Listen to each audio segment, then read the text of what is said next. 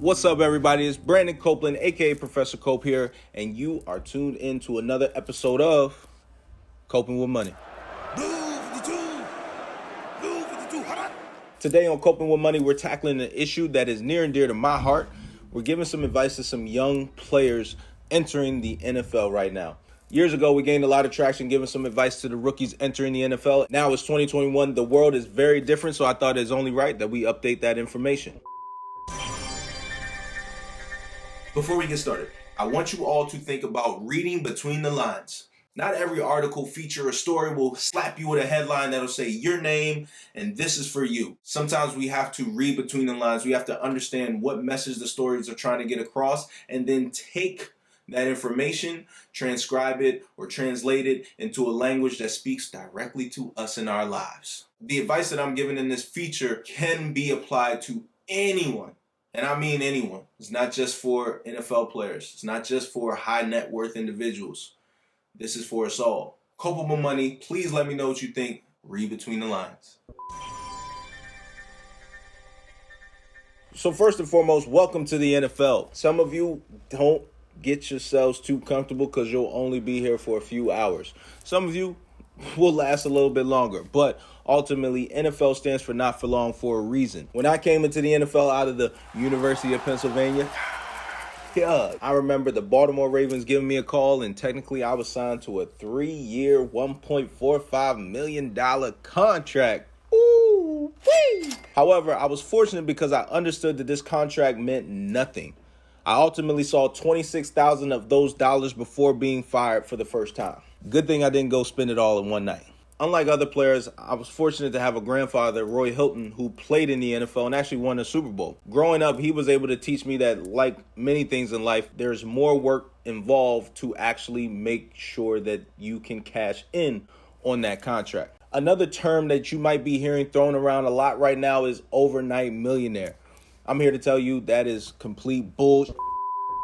Sorry. Forgot who we're censored here. But that's bullshit.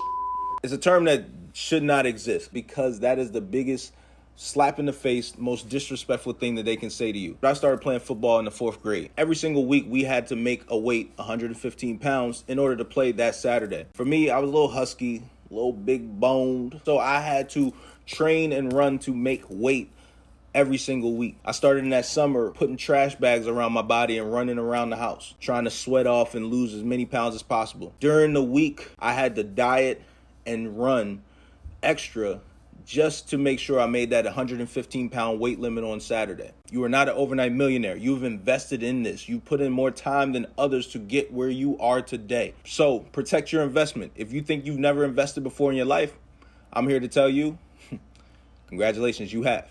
One of the biggest things that a lot of us will have to get comfortable with is the word no. While all of us have dreams and aspirations off the field, you want to help as many people as possible and also repay some of the people who helped you get there. If you haven't budgeted appropriately for these things, you're going to find out at the end of the year, whoa, I don't have anything left for myself. I also want to prep your mind for the tough conversations you're about to have. There will be a lot of family members, loved ones, neighbors, old girlfriends from 2nd grade that'll be pulling on you, asking for a favor, asking for a loan. Unfortunately, you just cannot be the bank for everyone. A lot of us set ourselves up as a safety net, not realizing that we can't afford to keep up with being the safety net when the NFL checks stop coming in. Because again, newsflash, they're going to stop. We need to learn how to say no, and we need to learn how to use our platforms to allow people around us who are asking for favors to seize opportunities. The next thing we have to discuss is the team.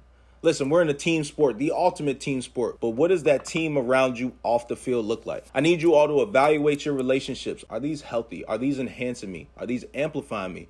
Or are these always draining me? If you call somebody and every single time you call them, they ask you for money or they have some drama, it's not going to last that long. Understand that the asks that you get today, as opposed to the asks you got as a college player, are totally different. Do you think it's normal for somebody to come up to you and ask you for $5,000, $10,000, $20,000, $100,000? If they wouldn't ask you for a large lump sum of money like that in college, Why do you think you owe it to them now that you're in the NFL? Not everyone is built for this journey. Not everyone is built for this ride. Those that deserve it, hold on to them. But make sure that you never allow your personal relationships to diminish your business opportunities. There's a bunch of veterans in the locker room. Talk to them. See what they're doing correctly. See what they're doing incorrectly. But ultimately, understand that if my vision for myself is further than those people I'm around, I can't operate and act like them. Final piece of advice I'll say is be you. Stay true to who you are. You're coming into the NFL now. You're coming from college. You probably didn't have multiple cars. Probably didn't have multiple houses. For this first year, let's stay true to who we were as college athletes. Learn about the money and the business of the NFL before you make the large purchases and the large decisions. I'm sure you're coming into the league with your own set of responsibilities and the people you want to take care of. Understand that you're playing the long game. You have to make the best decisions for you, your family's longevity. Bart Scott said in the documentary 30 for 30, live like a king for a day or live like a prince for forever. I'm choosing to live like a prince. What about you? That's a wrap on another episode of Coping with Money. I hope that this information helps. I hope that this information saves you from some headaches and ultimately saves you some money. If you want to see any more of my features or thoughts about money, go to kiplinger.com/cope. Share this with a loved one. And for everyone listening, this is not just for NFL players. This is for everyone. We can all learn to say no. We all understand the difference between enabling and helping. Let's take care of our money. Let's live like princes and princesses for forever. Coping with Money. I'll see you next time.